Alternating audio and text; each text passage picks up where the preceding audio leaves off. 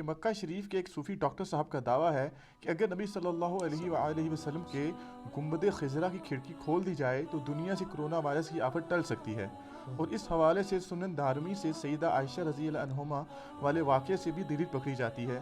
بلکہ کیو T V کے مشہور اینکر پرسن جنید اقبال صاحب نے ٹویٹر پر یہ ٹرینڈ چلانے کی بھی کوشش کی ہے کہ وزیر اعظم عمران خان صاحب کو باقی مسلم ممالک کے سربراہان کے ساتھ مل کر روزہ رسول صلی اللہ علیہ وآلہ وسلم پر حاضری دے کر آپ صلی اللہ علیہ وآلہ وسلم سے مدد طلب کرنی چاہیے اور دعا کرنی چاہیے۔ پلیز قرآن و سنت کی روشنی میں ان تمام باتوں کی تصدیق یا تردید فرما دیں، شکریہ۔ دیکھیں جی، جہاں تک دعا کا تعلق ہے وہ تو میں بھی حق میں ہوں کہ روزہ شریف دعاؤں کی قبولیت کی جگہ، اس میں کوئی شک نہیں ہے۔ باقی یہ جو کچھ ٹرینڈ چلا رہے ہیں اور اس میں باقی عقائد امت کو بتانے کی کوشش کر رہے ہیں یہ جنید اقبال صاحب، یہ بالکل کتاب و سنت کے منافی ہیں۔ میرے بھائیو، جہاں تک قبر رسول صلی اللہ علیہ وآلہ وسلم کی حاضری کا تعلق ہے تو اس میں کوئی شک نہیں ہے کہ اس روئے ارض پہ چند بڑی نیکیوں میں سے ایک نیکی ہے۔ ایون امام ابن تیمیہ المتوفہ 728 ہجری، جنہیں اہل حدیث جو ہیں وہ شیخ الاسلام بھی کہتے ہیں، وہ اس معاملے میں بڑے سخت تھے، اور انہوں نے اپنے زمانے کے ایک دوسرے شیخ الاسلام جو صوفی شیخ الاسلام تھے، امام علی السبکی المتوفہ 756 ہجری، ان کے خلاف باقاعدہ کتاب بھی لکھی اور ان کا رد کرنے کی کوشش کی۔ میں تو خیر دونوں کے ساتھ ایگری نہیں کرتا ہوں، دونوں ہی ایکسٹریم رویوں پہ ہیں، بل اس میں انہوں نے خود یہ بات مانی، فتاوی ابن تیمیہ میں موجود ہے کہ قبر رسول کی حاضری اس روئے ارض کی بڑی نیکیوں میں سے ایک نیکی ہے، اس میں تو کوئی شک نہیں ہے، اور صحابہ کرام علیہم رضوان کا عمل ہے اس کے اوپر۔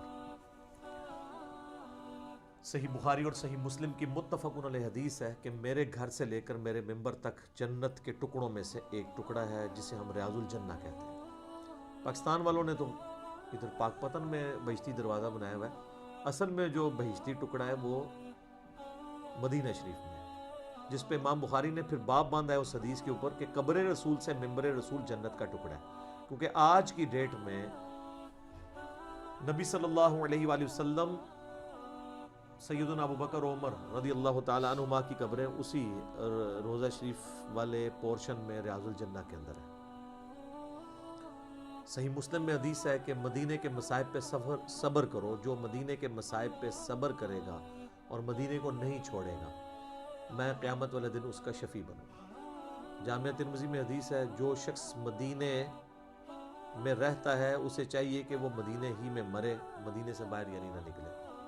جو مدینے میں مرے گا میں اس کا شفیع بنوں گا قیامت والے دن، نبی اسلام نے فرمایا۔ صحیح بخاری میں ہے کہ حضرت عمر یہ دعا کیا کرتے تھے کہ اے اللہ مجھے مدینے میں موت دینا اور شہادت کی موت دینا، اور اللہ تعالیٰ نے یہ دعا، دونوں دعائیں ان کی ہاتھ میں قبول کی الحمدللہ، اور تیسری تو اللہ نے ان کو تحفہ دیا کہ روضہ شریف میں ساتھ دفن ہوئے الحمدللہ۔ تو وہ بابرکت جگہ ہے۔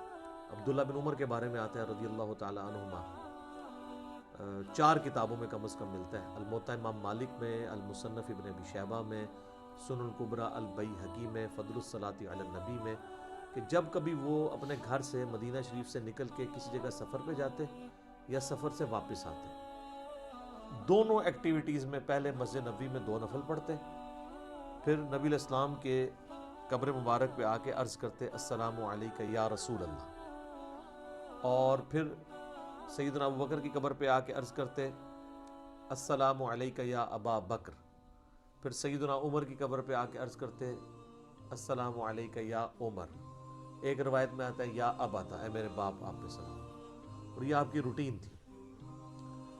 تو اس سے صحابہ کرام کا جو شغف ہے قبر رسول کی حاضری کا وہ پتہ چلتا ہے۔ پریکٹیکلی تو اب خیر قبر تک کو پہنچ نہیں سکتا، یہی سارے رولز اب جالی شریف کے لیے بھی لگیں گے کہ جالی کے باہر اب تو خیر انہوں نے باقاعدہ وہ 3 سوراخ بنائے ہیں، ایک بڑا سا سوراخ ہے اور اس پہ لکھا ہے یہ نبی علیہ السلام کا چہرہ اقدس اس کی سیدھ میں ہے، پھر سیدنا ابو بکر اور سیدنا عمر، کیونکہ قبریں اس طرح بنی ہیں کہ سب سے آگے نبی علیہ السلام کی قبر مبارک ہے، نبی علیہ السلام کی پیٹھ والی سائیڈ پہ جہاں آپ کی کمر کی سمجھ لیں سینٹر بنتا ہے نا، ادھر سیدنا ابو بکر کا جو ہے وہ چہرہ ہے، اور جہاں پہ سیدنا ابو بکر کی کمر بنتی ہے نا ان کے پیچھے سیدنا عمر کا چہرہ اور یوں، اور یہاں پہ ایک قبر کی جگہ خالی ہے جہاں پہ سیدنا عیسیٰ علیہ السلام دفن ہوں گے.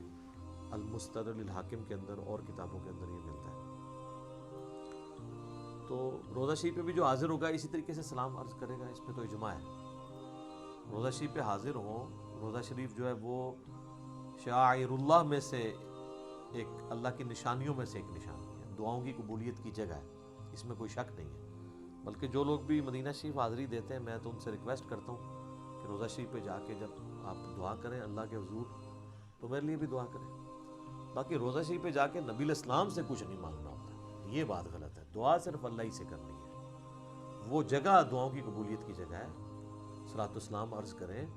سنن ابی داؤد میں حدیث ہے، اور یہ قبر رسول والے چیپٹر میں، قبروں کی حاضری والے چیپٹر میں امام ابو داؤد لے کے آئے ہیں کہ جو شخص میری قبر پہ سلام عرض کرے گا اللہ میری روح لوٹا دے گا اور میں اس کے سلام کا جواب بھی دوں گا. تو یہ سلام کا جواب دینا، روح کا لوٹنا، یہ برزخی ہے، یہ اس دنیا کی چیز نہیں ہے.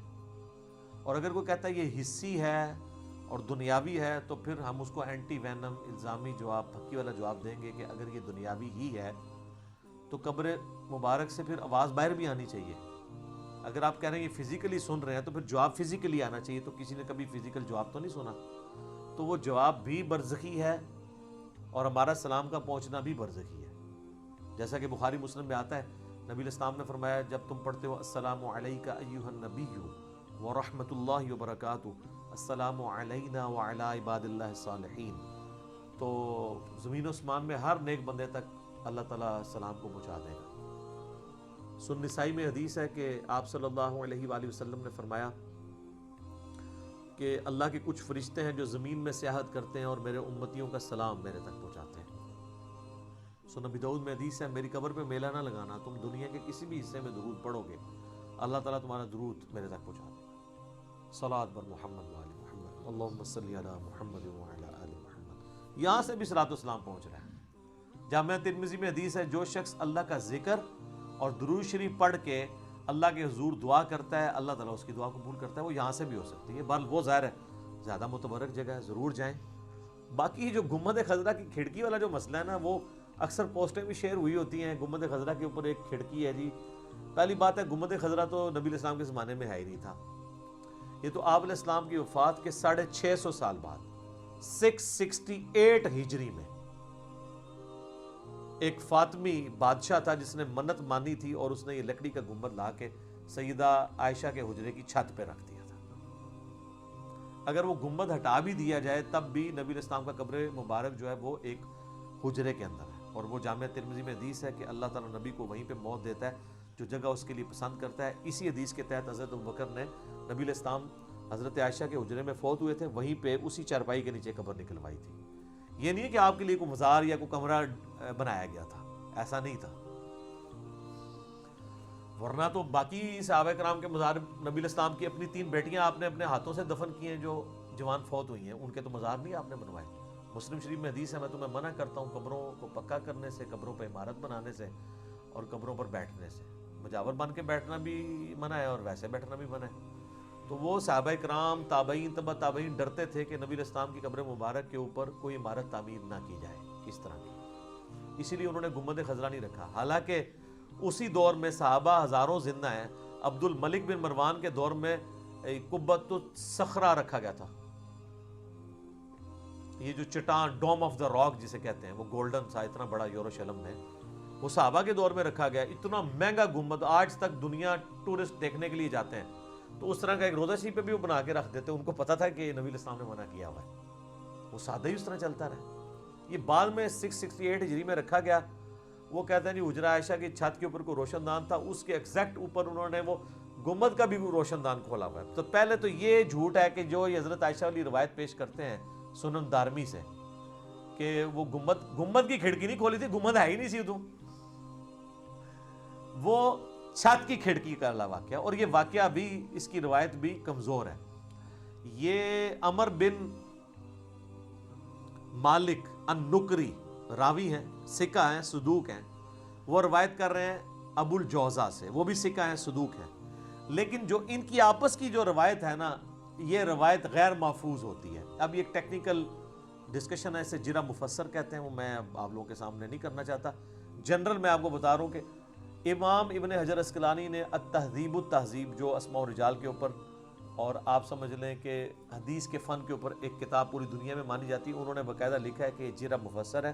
امام ابن عدی نے بھی کہا ہے کہ کم از کم 10 روایتیں ایسی ہیں جن کے اوپر منکر روایتیں ہیں اس کی، جو بیان کی ہیں عمر بن النکری مالک النکری نے ابو الجوزا سے، ان میں یہ روایت بھی شامل ہے. تو کہ جی وہ بارش نہیں ہو رہی تھی تو سیدہ عائشہ نے کہا کہ وہ کھڑکی کھول دو روشن دان اوپر چھت کی، تو ایکسپوز ہو جائے گا آسمان اور بارش شروع ہو جائے گی.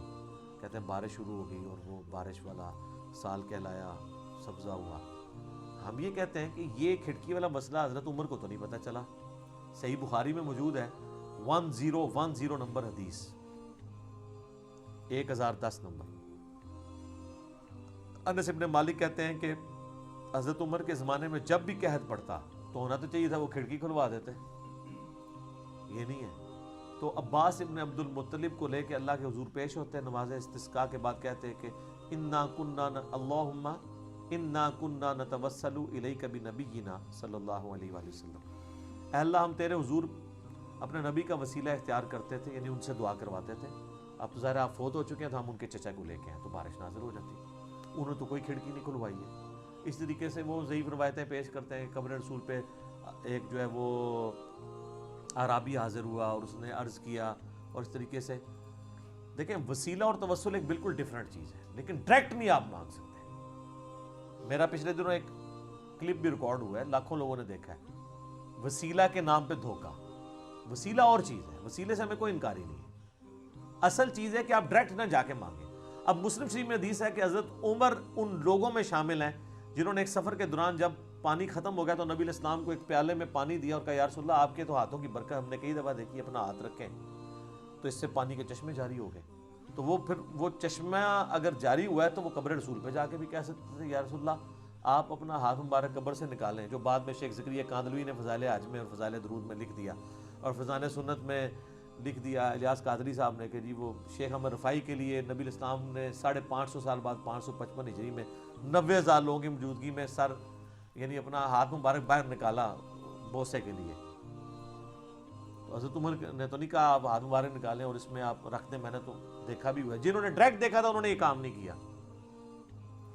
سب سے زیادہ تو وہ حقدار تھے، ان کو پتا تھا اب رسول اللہ سے ہماری کمیونیکیشن نہیں ہو سکتی، نیور.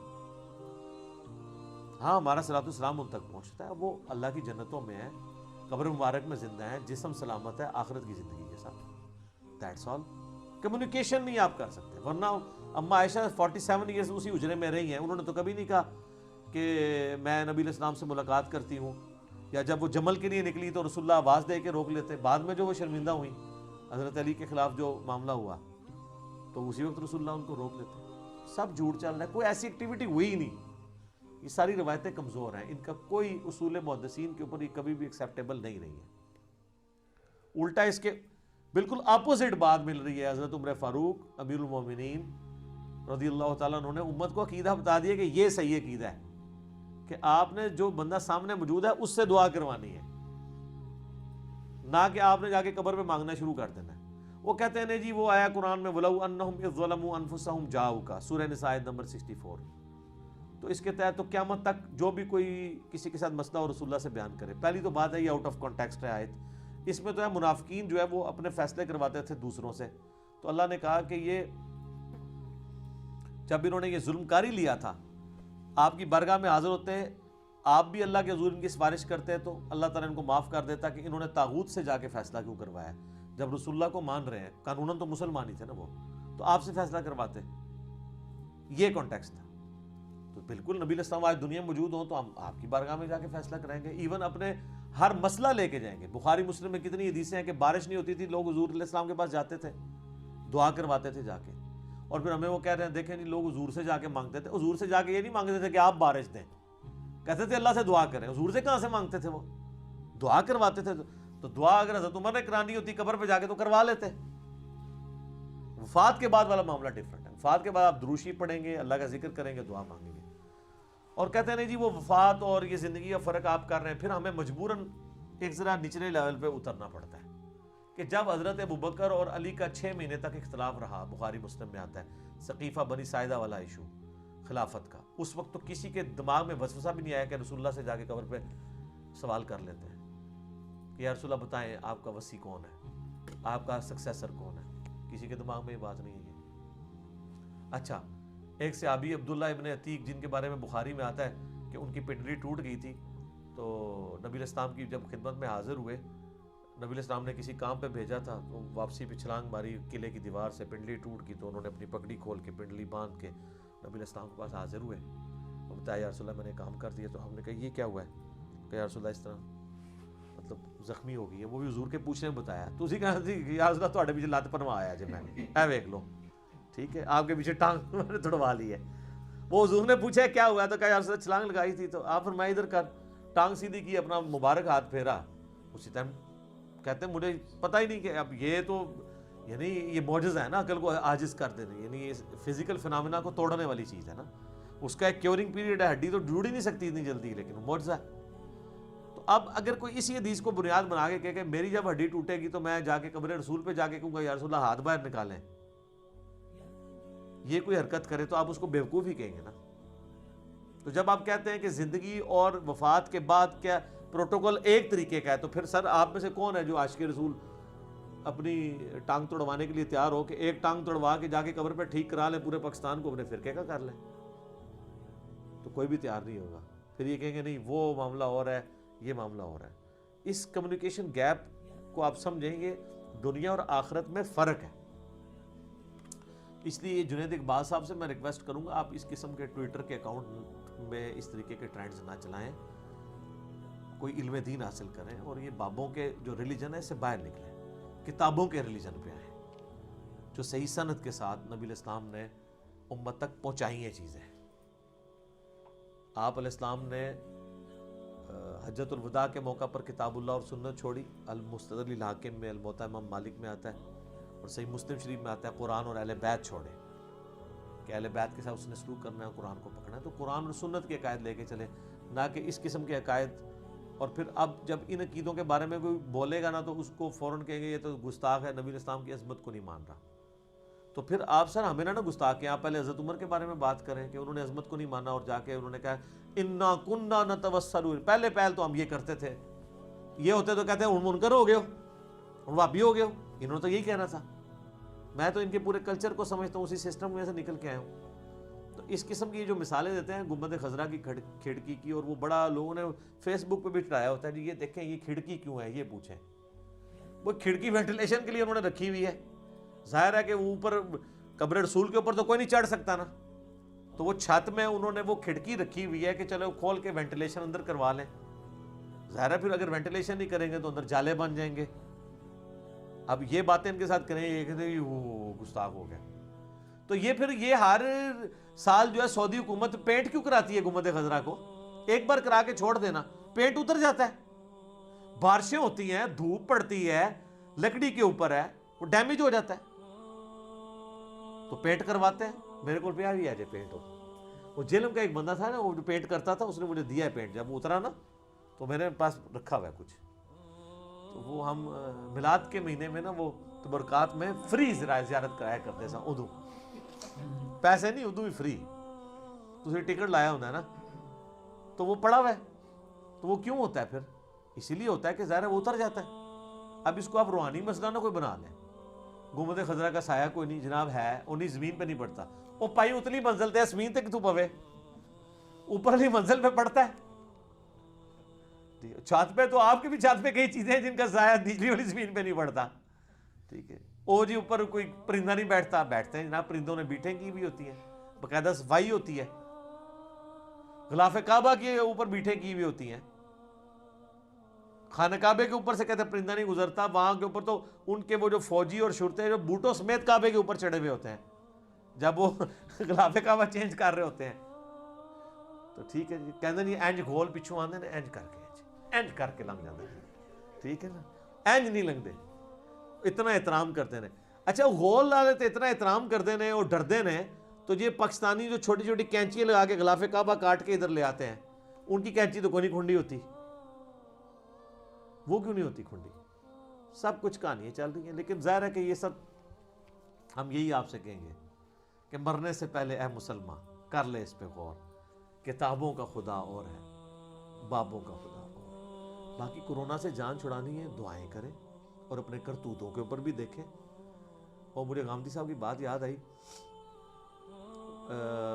اس سے پہلے بھی ایک اور مسئلہ اٹھا تھا 3-4 سال پہلے، تو اس وقت نا تقی عثمانی صاحب نے اس وقت بھی ایک وہ چیز چھوڑی تھی کہ 70,000 دفعہ سورہ الشمس پڑھ کے نا تو نبی الاسلام نے خواب میں ایک بزرگ کو کہا کہ وہ ٹل جائے گا. تو اس پہ غامدی صاحب نے کہا تھا بڑے احترام کے ساتھ، قرآن نے اور سنت نے ہمیں بتایا ہے کہ عذاب آتے کیوں اور ٹلتے کیسے ہیں. سورۃ الانفال میں اللہ تعالیٰ نے واضح فرمایا ہے کہ اللہ تعالیٰ کسی قوم سے نعمت نہیں چھینتا جب تک کہ وہ خود اپنے آپ کو مستحق نہیں کر لیتی کہ اس سے نعمت چھن جائے. یعنی اللہ تعالیٰ کسی قوم کی حالت نہیں بدلتا جب تک وہ اپنی حالت خود نہ بدل لے. اور اس کا وائس ورثہ بھی درست ہے کہ جب تک وہ اپنے آپ کو صحیح نہیں کرے گی نا تو اس کی حالت صحیح واپس بھی نہیں آئے گی. کرتوت ہم نے صحیح کوئی نہیں کرنے ہیں. ہم نے اس قسم کے ٹوٹکے اپنائے ہوئے ہیں کہ جناب یہ یہاں پہ پہنچ جائیں تو فلاں جگہ چلے جائیں تو یہ کر لیں تو وہ کر لیں. سر بخاری مسلم دونوں میں لکھا ہے قرب قیامت میں ایک حبشی کالا حبشی پتلی ٹانگوں والا کعبے کی اینٹ سے اینٹ بجا دے گا. وہ تو جب وہ اس طرح کی جو آفت آنی ہے وہ تو آ جانی ہے. مسلم شریف میں یزید ابن معاویہ کے دور کے اندر جب اہل مدینہ نے بیعت توڑ دی تھی، چونکہ حضرت حسین ابن علی کو مظلومانہ شہید کیا گیا تھا، پھر یزید نے چڑھائی کر دی مدینہ شریف میں، 3 دن مسجد نبوی بند رہی. مسلم شریف میں واقعہ ہرا کا بخاری میں ذکر موجود ہے، ڈیٹیل آپ کو تاریخی کتاب ملتی ہے. لیکن مسلم شریف میں خانہ کعبہ کو جو غلاف کعبہ جل گیا ہے یزید کے دور میں عبداللہ ابن زبیر پہ چڑھائی کے دوران، وہ تو موجود ہے. پھر دوبارہ حجاج ابن یوسف کے دور کے اندر خانہ کعبہ ڈیمیج ہوا ہے. تو وہ ابرا کے لیے ایک ہی دفعہ لشکر جو ہے نا اللہ تعالیٰ نے برباد کیا ہے، یا ابراہیم علیہ السلام کے لیے ایک ہی دفعہ آگ جو ہے وہ ٹھنڈی ہوئی ہے. اس طرح یہ روز روز نہیں ہے اس طرح کے معاملات ہوتے، نہ ان کو لے کے اس طریقے سے چلنا چاہیے. لہٰذا ٹرینڈ چلانے بند کرو، کوئی صحیح گال امت نو دسو جو کتاب و سنت میں لکھی ہوئی ہے. جذباتی ڈاکٹرائن نہ بتائیں لوگوں کو. ٹھیک ہو گیا؟